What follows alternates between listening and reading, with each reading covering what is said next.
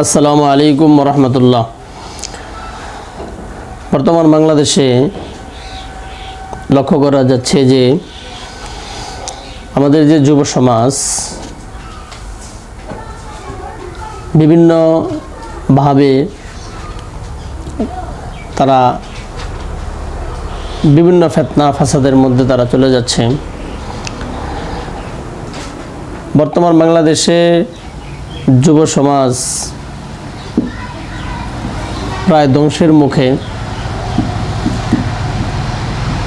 তাদের চরিত্র, তাদের কৃষ্টি, কালচার, আচার আচরণ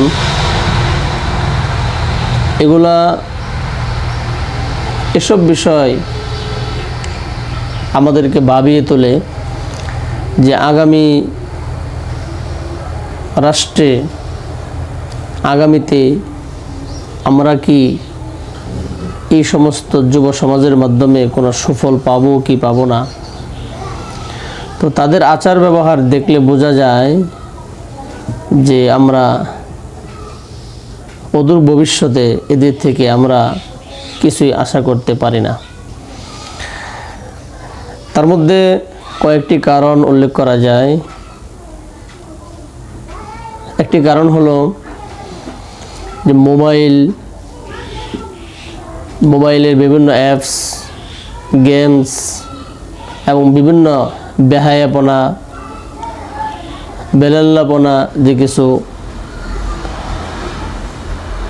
বাজে বস্তু আছে, যেগুলোর মধ্যে বর্তমান যুব সমাজ একেবারে ডুবে গেছে। মোবাইল পেয়ে তারা লেখাপড়া থেকে শুরু করে সমাজের বিভিন্ন উন্নয়নমূলক কাজ, সমাজের বিভিন্ন ভালো কাজ থেকে তারা অনেক দূরে সরে যাচ্ছে। লেখাপড়া থেকে তারা দূরে সরে যাচ্ছে। একটা ছাত্রকে যদি ভালো হতে হয়, ভালো নাগরিক হতে হয়, তাহলে সর্বপ্রথম তাকে ভালোভাবে লেখাপড়া করতে হবে। কিন্তু আমাদের যুব সমাজ লেখাপড়ার মধ্যে নাই বললেই চলে, শুধু মোবাইল আর মোবাইল। মোবাইল ব্যবহার করা এবং এর কুফল ও সুফল অনেক বিষয় জাতীয় রয়েছে। আমরা কুফলগুলি পরিহার করব, মোবাইলের সুফল যে দিকগুলি আছে এই দিকগুলি আমরা গ্রহণ করব। 2 নম্বর হলো মাদক। আমাদের যুব সমাজ আজকে মাদক, ফেন্সিডিল, ইয়াবা, হেরোইন, গাঁজা এই সকল বাজে নেশার প্রতি তারা লিপ্ত হচ্ছে।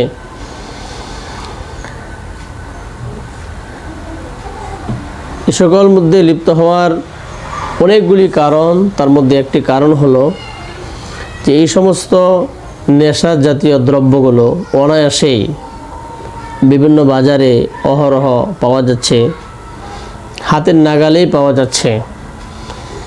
যে জিনিসটা পেতে হলে অনেক ব্যয় পেতে হতো, এই বস্তুটা এখন হাতের নাগালে কষ্টহীনভাবেই পাওয়া যায়। আর 3 নম্বর যে ব্যাপারটা, এটি হলো ধর্মীয় অনুশাসন। মাদ্রাসাগুলোর মধ্যে যদিও কিছু ধর্মীয় বই পুস্তক রয়েছে,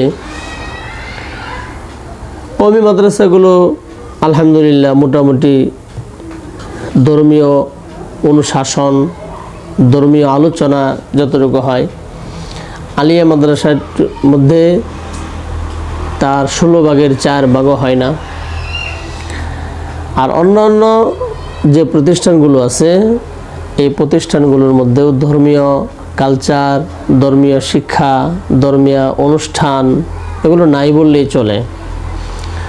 পশ্চিমা কালচার, ইহুদি খ্রিস্টানদের বিভিন্ন কালচারে আমরা লিপ্ত হয়ে যাচ্ছি ধর্মীয় অনুশাসন না থাকার কারণে।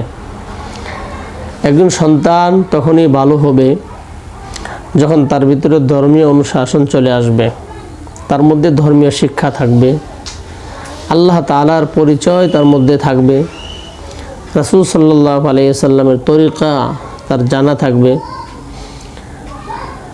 ওলি আউলিয়াদের জীবনী তার জানা থাকবে, হক্কানি রব্বানি আলেমদের জীবনী তার জানা থাকবে, তখন তার ভিতরে এক প্রকার